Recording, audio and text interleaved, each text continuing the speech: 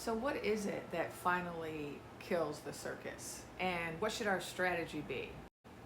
The future has already been foretold, and the circus is collapsing, and the head clown is falling off the elephant. But what's our role? What do we have to do? What are we doing that's working? And how is everything connected? So we have the epi-files, right? We have the smart investigations into certain types of joust finagling. We have the people of the watermelon land who are very hungry. We have all of these people's parades going on in various cities. And we're all doing something, right? Everyone's trying different things. People are writing letters, people are dancing in the streets, people are engaging in all types of activities. Some of us are spiritual warriors. So what signals the ultimate death knell of the circus? What I've been told is that it is curiosity. It is the asking of questions. Because it turns out curiosity is the enemy of flashiness. And recall, flashism is what we're fighting right now. Flashyism? So let's return to our story about the circus, about the downfall of the circus and the role that the people play in the downfall of the circus.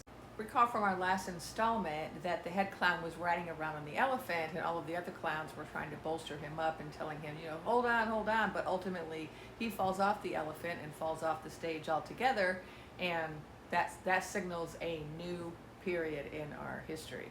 And I know lots of people came in the comments and were like, oh yeah, but the second clown in command is even worse than the head clown. And so, does that really matter? And other people said, but there are other people who are actually the puppet masters of the head clown, so does it really matter if the head clown falls off the stage? But yes, it does, because remember, he is the head of a cultural group, and his cultural group members are very attached to him, and that is actually an important part of the downfall of the circus. Because a lot of information is coming out, and some of it has to do with the epi-file, some of it has to do with other things, the noodle leader, some of them have to do with the leader of the land of vodka, and the war that's going on there. And there's stuff coming out, there's rumors, and there's a lot of questions being asked that are all coming back to the head clown. And as he said himself, he's just not doing so well. He's kind of low on the status board. So what happens in September? A whole lot is happening in September, right? In the story, we have a whole lot of things happening in September in particular cities. And all the things that are happening in September are all united under this general theme of the circus policies are failing. And the people are rising up against the circus in villages throughout the realm. And so we have the land of angels, the city of angels. We have the chocolate city, the capital city. And we also have something jumping off in the land of, pigs and corn and soybeans and, what's that land? Oh, the land of the Hawkeye. An unlikely place, you might think, but something's jumping off there. And in our story, these various kerfuffles in various cities can be described as a powder keg moment. And there's also a really important day in September 7th, and the name I got for that is Dead King's Day. And Dead King's Day is a symbolic name that is given to a movement that emerges around this time where people are demanding answers about the head clown, about his health, about his whereabouts, about his involvement in various things. And this demand for answers is actually coming from the red hats, right? So it's actually not the usual suspects, the blue hats and the purple hats and the other people parading in the street, but it's actually this group of red hats who are saying, where's our fearless leader? And is he involved in the epi-files? And is he involved? They have a lot of questions suddenly. And so we have this movement among the villages evolving from No King's Day to Dead King's Day. As in, where is our dead king? For the red hats, it's where is our dead king? For the others, it's like, woohoo, dead king. You get my meaning. And the reason that there's so many questions from the red hats too is because there's all this failure going on, right? Things are happening. So one of the things that's happening is there's a labor shortage in many of the villages throughout the realm because President Claudius people went home. And when President Claudius people got kidnapped and rounded up and shipped back home, people are starting to realize, oh my God, we actually needed those people to make our economy run.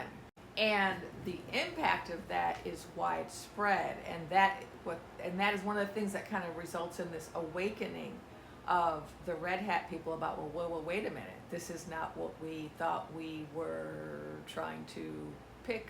I can't say that word with a V. This is not the ticket we thought we had actually bought. And at the same time, what is happening around this time is lots of things are coming out, lots of not very flattering things are coming out about the head clown. And part of this is by design and intentional by the circus, because they want to transition to a new head clown. And one of the ways they're doing it is they're trying to turn people against the old head clown so that people will be more attached to the new head clown. And so they're like leaking stuff out and saying, oh, well, this guy is, whatever. But it's also other people who are uncovering things, and lots of other town criers who are saying, well, what about this and what about that? And then there's this whole distancing happening where the circus is like, oh, we're not with him. We don't know him. He's not our clown, right? Something he's known for, right? Head clown who?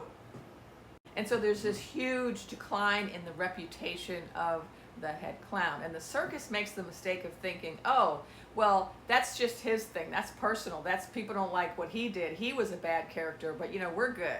But no, people aren't going to make that separation or that distinction. They're going to begin to question the entire regime of the entire circus. And so what happens is they lose control of the narrative, right? The circus loses control of the narrative of the circus that they've been trying to very carefully craft all of this time. And this is one of the keys to the collapse of the circus. And this is where we come in. This is one of the things that we do as the people of the villages.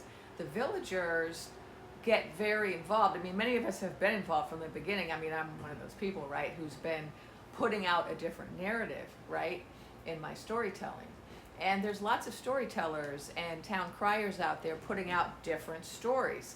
And what happens is the people are creating more and more stories, and these stories are challenging the official story of the circuit. Another strategy that the villagers take is to continue to amass more and more people who are dancers and singers, and to bring more and more dancers and singers together for concerts. And to do this in a way that is not along party lines, it's not along color lines, it's not along class lines, it's just people coming together in lots of different ways.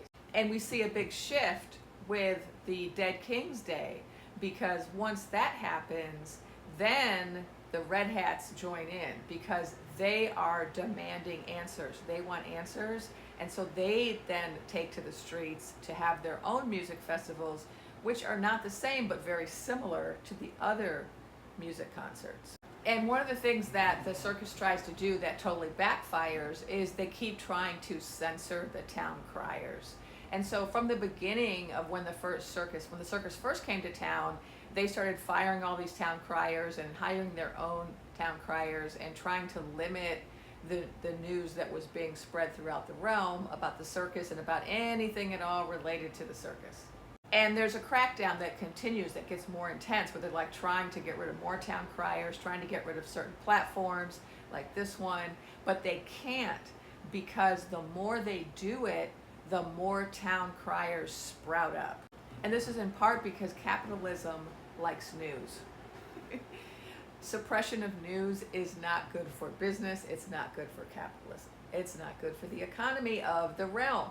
And so these rumors grow, all of this news grows, the censoring fails, a lot of the policies fail, the fallout from the policies starts to impact more people, and all of this leads to the collapse of the circuit.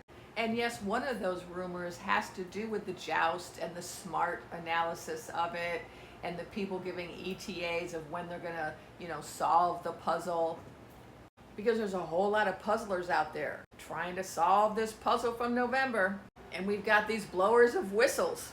And this allows we, the people, to take control of the narrative. Because the people are curious.